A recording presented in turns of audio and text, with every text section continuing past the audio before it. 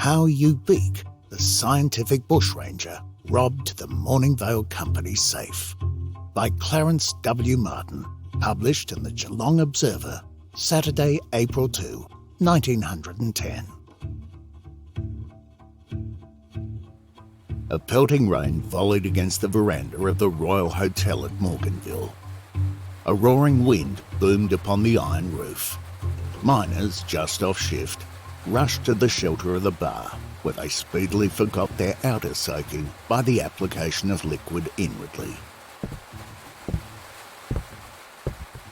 Steele strode the length of the balcony, stopping now and again to peer into the blinding rain, to search for a figure that he had expected to see hours before. Evidently afraid of getting wet, he muttered angrily. After all, this information may prove valueless. Anyway, he ought to be here soon. As if in answer to his muttered ejaculation, a figure of a tall man crossed the street and entered the door. "Sorry I'm late," apologised the man, "but I had to stop and assist the engineer as some water flooded the shaft," he explained. "Well, have you heard anything further?" questioned Steele. "I saw him making a sketch of the office doors," answered the man. "When did you say the money arrived for the payment of the men?" "It comes tomorrow afternoon. The men are paid the morning after," returned the man. "Quite so," muttered Steele, more to himself than the other. He thought for a moment, then exclaimed suddenly, "I suppose you really understand the necessity of silence in this matter?" "Oh, I can keep my mouth shut, especially when I am paid for it," he surlily answered. Steele took the hint and handed some money to the man, who speedily took his departure, leaving Steele gazing into space in deep thought. Steele had traced Ubeek to Morganville from Brisbane. After the incident of the pearls, a man who may have been the bushranger from the description of his height was seen to jump onto the Kuma just as she was preparing to leave. Steele could not use the telegraph, as his information may have been correct or not. Besides, one cannot have a man arrested on a description of so slight a foundation. But Steele possessed intuition, and he felt confident that Ubeek was the man. In any case, it was the only clue he had, slight as it was, and so Steele had booked to Morganville by train, hoping thereby to reach the town first, and thus have the opportunity of watching the passengers. This he had done, but no sign of the wanted man could be seen.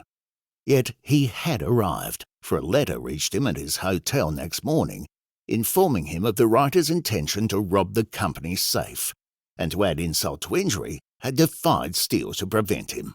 "I shall give you the opportunity of making good your boast to trap me," had been the concluding words, and Steele spent money right and left, had paid spies on every shift of miners, but the only information had been the vague story of a man searching the office.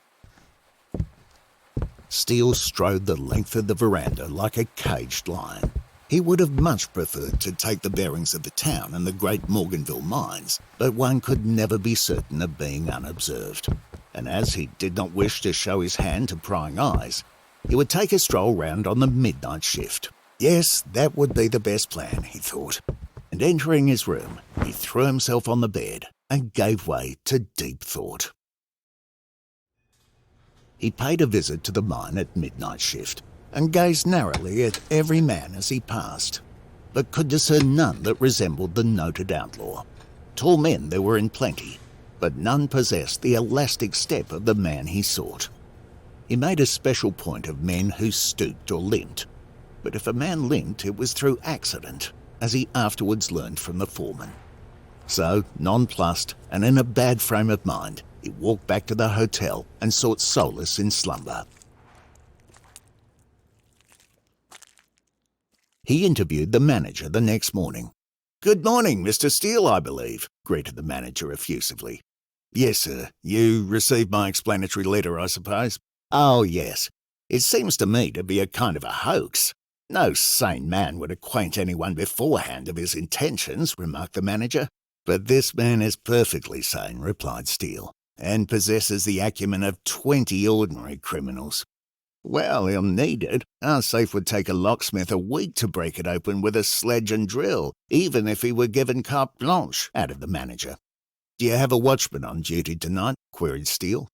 Yes, he has to pass the office every 15 minutes. A recorder has to be pressed every time the watchman passes.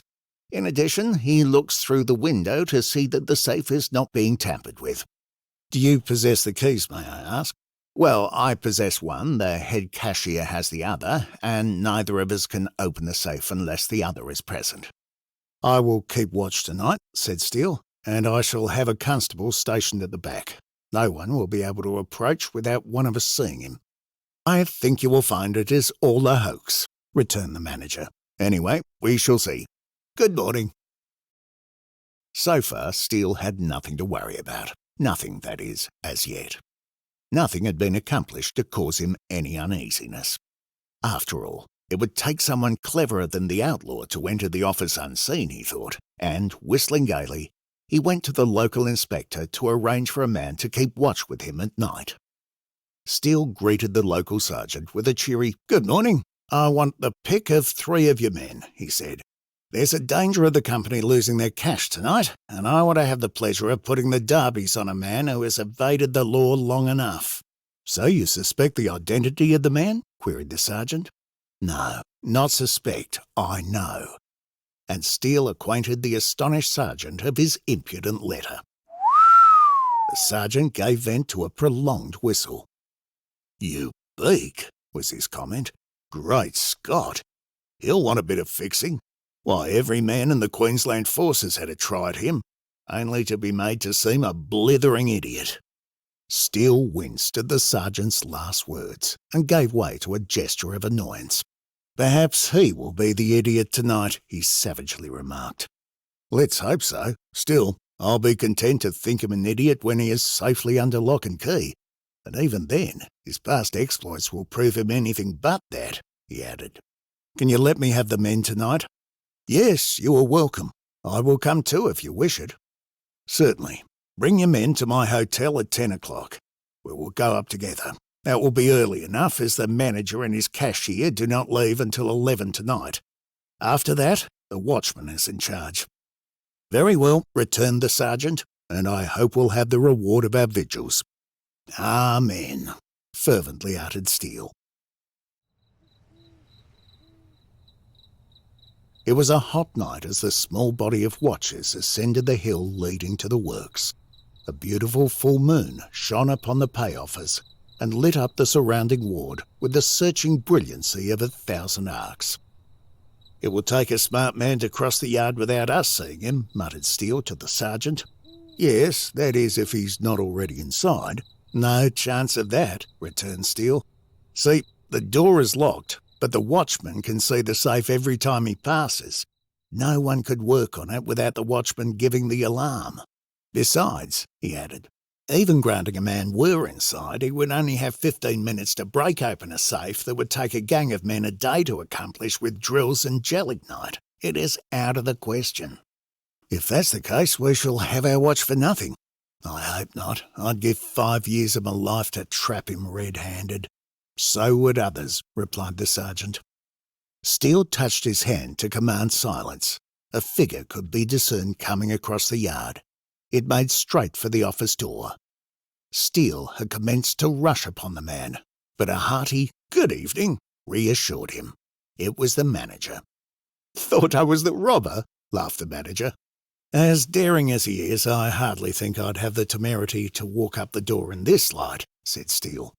"I only came up to see if you were comfortable. Would you like a nip?" And he proffered a flask. "Well, good night and good luck," he said, replacing his flask. "I hope the cash is here when I return in the morning." "That will be all right, I think," returned Steele. "Au revoir till the morning." The night passed pleasantly away to the accompaniment of stories and incidents of the bush, delivered with the expertness of the raconteur by the genial sergeant.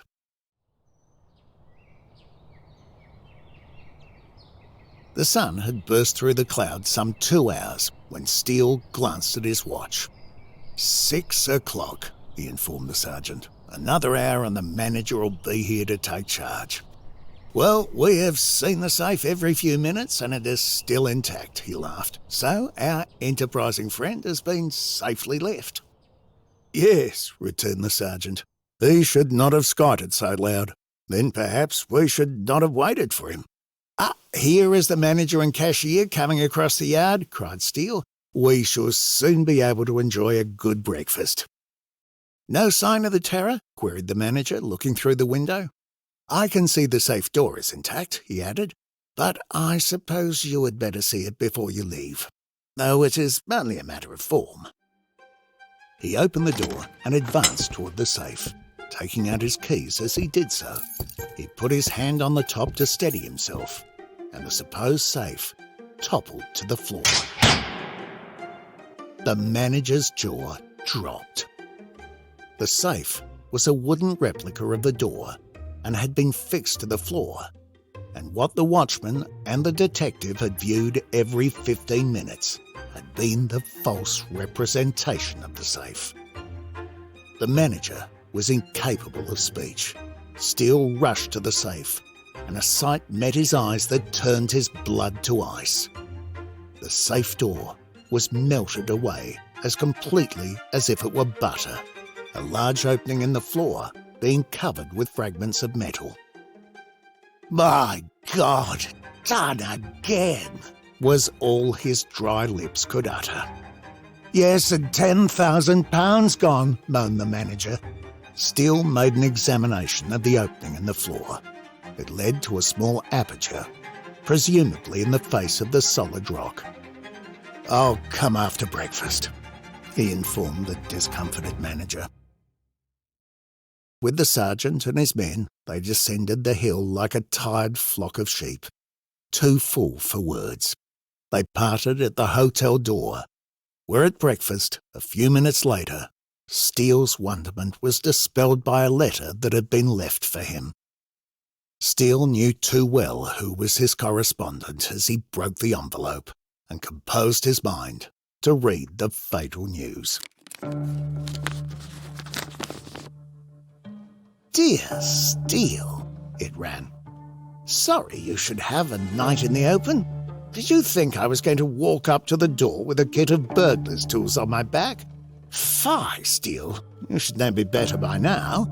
Still, it's up to me for the enlightenment of future detectives to acquaint you with my modus operandi. I had worked in several shafts here before, so I knew that the little-used north winds led under the office, and I had no difficulty in my spare time drilling the small space of rock that divided the floor of the office. Now for the joke. While you and your trusty men were keeping watch, I prized up the boards and, setting up my sham safe, fixed thermite against the lock, and with my little battery soon had it open. Do you know what thermite is?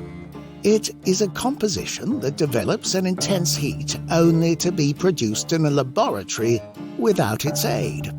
Its chief compound is aluminium filings, and it can melt steel as easily as cheese in a few minutes. So, now having inculcated in you the science of chemistry, I take the opportunity of bidding you goodbye. Sorry I cannot make it in person. Yours, but not now. You beak. Damn, was Steele's only comment.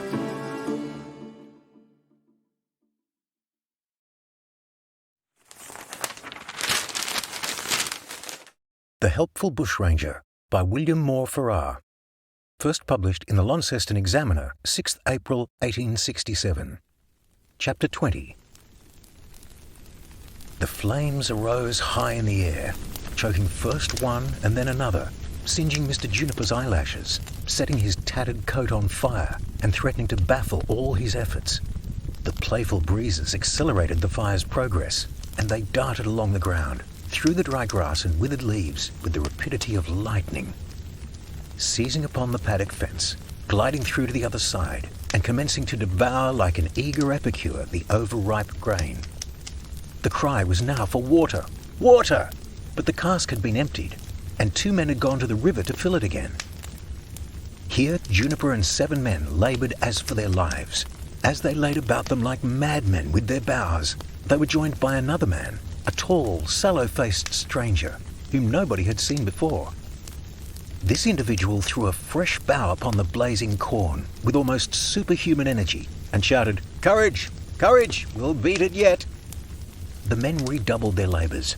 Though blinded with smoke and panting for breath, the burning fence was pulled down, and in a few minutes Mr. Juniper shouted, "It's all our own, lads, but it was a close shave." A messenger now arrived with some more wine, and after Juniper had taken a draught, a little was handed to the stranger at his request. While he drank, the surveyor scanned his face and person with curiosity. His appearance was remarkable, differing in a great measure from that of working men in general. Juniper, absorbed by an idea which he could not suppress, determined to question him, and said, "Are you at work in these parts, friend?" "Yes," replied the man, showing at the same time a disposition to move off. "Who is your master?" "Mr. Baxter. I'm one of his bullock drivers." "You are not," said Juniper. "I know you. Stop! I arrest you in the king's name." "Do you?" said the stranger icily. "Follow me and you are a dead man." He pulled a pistol out of his breast pocket and cocked it as he spoke. "Follow me, men, and take him," cried Juniper. "He is a bushranger. There's 50 pounds on his head, or 200 acres of land. Come on!" Juniper advanced, but not a man stirred to follow him. The outlaw, if he was one, threatened loudly to blow his brains out if he came any farther, and he stopped. The stranger retreated into the burning forest, laughing in derision. "He won't come and help us put out fires again," said one of the men. "Why didn't you help me to secure him?" said Juniper. "There's 50 pounds, a free pardon, and a grant of land for him, dead or alive." "He never done no mischief to us, sir," said another man. "We never seed him afore, and how could we take him with the eyes nearly burnt out of our heads?" "Well, you have lost a prize, that's all," said Juniper. This incident afforded matter for a good deal of conversation and conjecture, and was a kind of relief after the excitement of the fire. The conduct of the outlaw was inexplicable. All the bush lawyers present agreed that it was far more likely for a bushranger to burn a crop of wheat than to save it from destruction. Nobody could understand it, and even the oldest wiseacre in the circle was obliged to leave the matter in dark obscurity.